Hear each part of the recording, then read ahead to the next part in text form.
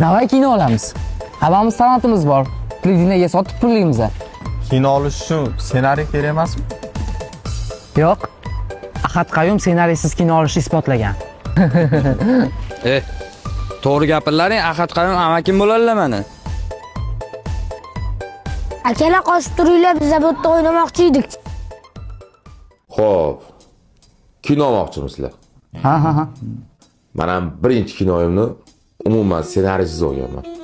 O'shani to'xtatsalar bo'larkan. Eslaring. Yaxshi. Zo'r ssenariy bor.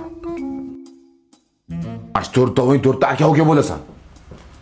Tasavvur qilsam, o'sha kino ko'rganmisan? 4 ta aka-uka haqida. 4 tovi bitta qiz yaxshi ko'radi. Akalarini qarg'ishiga qolgan kelin. Xullas, 25 minutdan keyin syomka. Qisqasmi deyman shuni? Qara ssenariy Bor. qani. Bu yerda.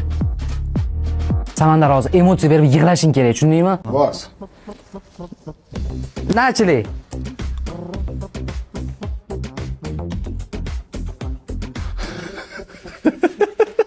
Stop.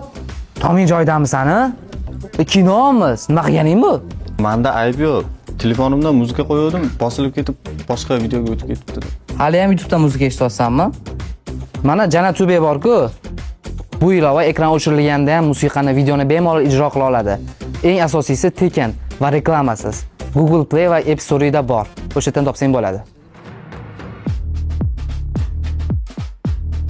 Ko'ryapsizlar, aktyorskina mana talant. Oskar berish kerak bunga. Stop! Xullas, tayyor bo'lsanglar, prezentatsiyani boshlaymiz. Biza katta loyihaga qo'l urdik. Ko'rishinglar mumkin.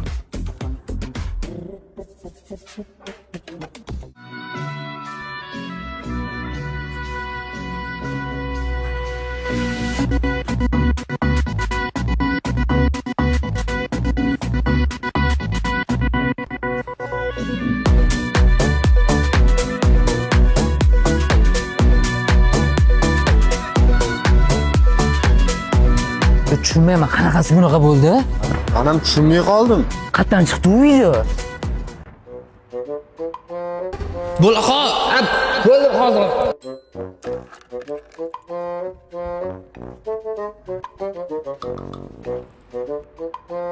Ha, marra.